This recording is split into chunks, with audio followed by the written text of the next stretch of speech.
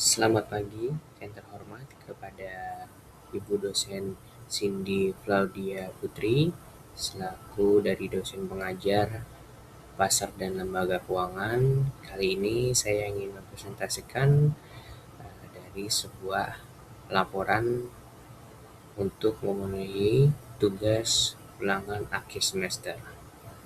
Oke. Di sini judulnya saya mengambil dari PT Bank Tabungan Negara atau yang biasa disebut adalah PT Bank BTN. Di sini saya mengambil dari judul analisis pasar keuangan manajemen risiko dan peran lembaga keuangan internasional. Selanjutnya, PT Tabungan Negara Persero Tbk. Model bisnis jangka panjang BTN, intermediasi keuangan BTN melalui KPR bersubsidi sebagai pilar pembiayaan perumahan nasional. Cakupan analisis ini mencakup ekosistem pasar keuangan Indonesia dengan cara komprehensif meliputi instrumen deposito dan falas, emisi saham BBTN dan BSDE di BI, serta dampak kebijakan moneter BI Rate dan GWM. Kajian juga menelaah peran regulator OJK dan KPEI, serta kontribusi lembaga keuangan internasional IMF dan World Bank dalam menjaga stabilitas sistem keuangan Indonesia. Oke, di sini adalah analisis instrumen pasar.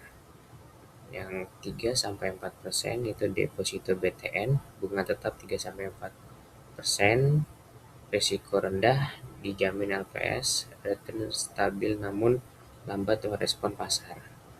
Yang kedua itu ada IDR, falas IDR atau USD, fluktuatif, risiko tinggi, responsif terhadap sentimen global dan kebijakan FFR Amerika Serikat. FFR, yang ketiga itu ada FFR, sentimen global, pengaruh suku bunga The Fed FFR terhadap nilai tukar IDR atau USD dan arus modal asing masuk. Yang keempat ada MPL, resiko likuiditas, mismatch likuiditas, aset jangka panjang KPR versus pendanaan jangka pendek deposito. Selanjutnya, ini ada komparasi deposito BTN dan versus falas. Yang pertama 3-4% deposito BTN, bunga tetap 3-4%, PA dijamin LPS hingga 2 miliar, resiko rendah, return stabil, tidak terpengaruh volatilitas pasar global, cocok untuk investor konservatif dan orientasi jangka panjang. Yang kedua tinggi, itu falas IDR atau USD. Volatilitas tinggi, potensi capital gain atau loss signifikan, sangat responsif terhadap kebijakan moneter global FRAS dan sentimen pasar internasional. Risiko nilai tukar perlu dimitigasi secara aktif. Emisi saham BTN dan BCDE DI BEI. Yang pertama BBTN, Tier 1 Kapital dan CAR, memperkuat Tier 1 Kapital, memenuhi CAR dan leverage KPR tanpa beban bunga tambahan. Yang kedua BSDEE, Capex dan pengelolaan utang, pendanaan kapital expenditure, kurangi utang bank dan jaga rasio DER setiap DR tetap sehat. Manajemen risiko dan kebijakan moneter. Yang pertama NPL, risiko kredit meningkat, BI rate naik, cost of fund BTN naik, bunga KPR naik, kredit turun, potensi NPL meningkat. Transmisi BI rate ke sektor perbankan. Kenaikan BI rate secara langsung meningkatkan biaya dana cost of fund BTN yang mendorong kenaikan suku bunga KPR. Hal ini menekan pemerintahan kredit dan berpotensi meningkatkan rasio NPL. Efek GWM membatasi ekspansi kredit dan mendorong optimalisasi kebijakan likuiditas makroprudensial KLM untuk menjaga stabilitas sistem keuangan. Evaluasi peran regulator. OJK, Otoritas Jasa Keuangan, pengawas yang terintegrasi pasar dan perbankan, regulasi disclosure, pelindungan investor, serta mitigasi risiko sistemik.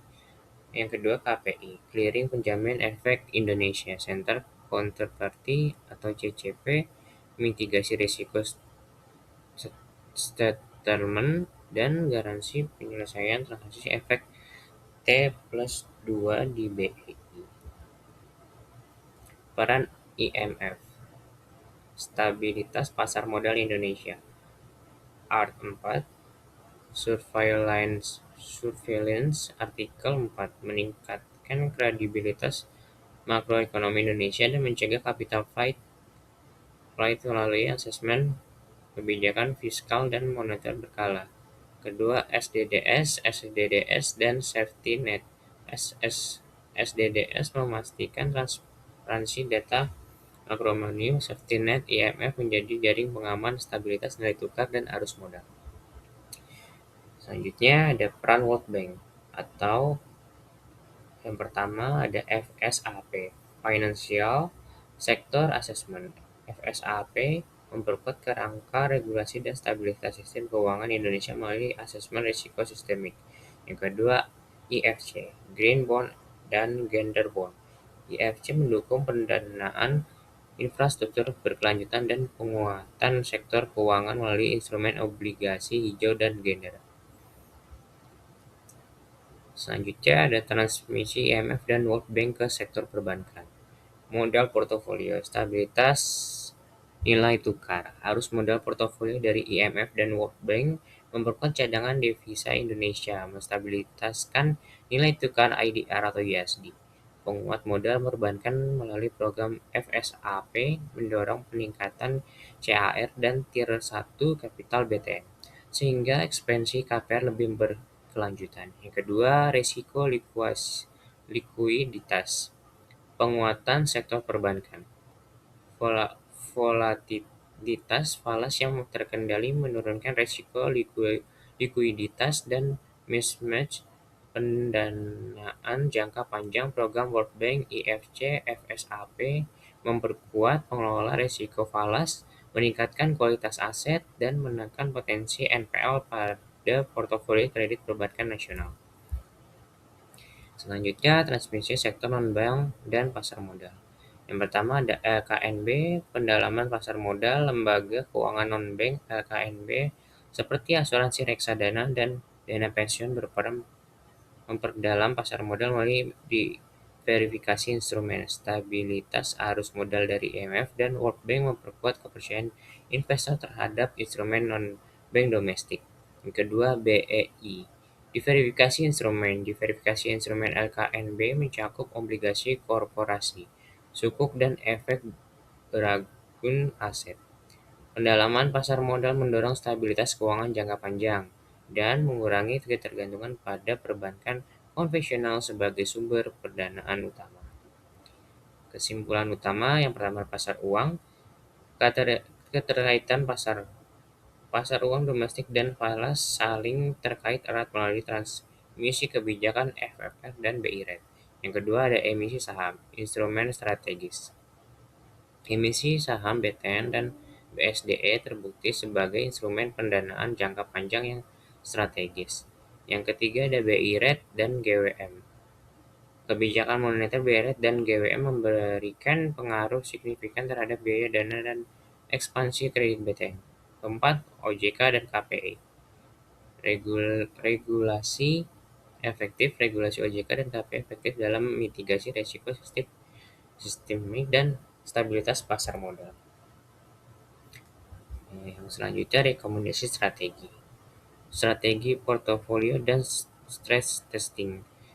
1. Terapkan strategi portofolio dinamis yang menyesuaikan alokasi aset sesuai volatilitas pasar uang dan falas secara berkala. Yang kedua, lakukan stress testing berkala terhadap skenario kenaikan inflasi dan perubahan BI Rate untuk mengukur ketahanan likuiditas dan pemodalan BTN.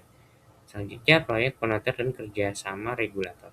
Yang pertama, susun proyek kebijakan moneter jangka menengah dan integrasikan asesmen IMF atau World Bank dalam perencanaan strategis perbankan. Yang kedua, tingkatkan kerjasama antara OJK, KPI, dan lembaga keuangan internasional untuk memperkuat mitigasi risiko sistemik dan stabilitas pasar modal Indonesia. Sekian presentasi dari saya, kurang lebihnya mohon maaf, dan terima kasih. Selamat pagi.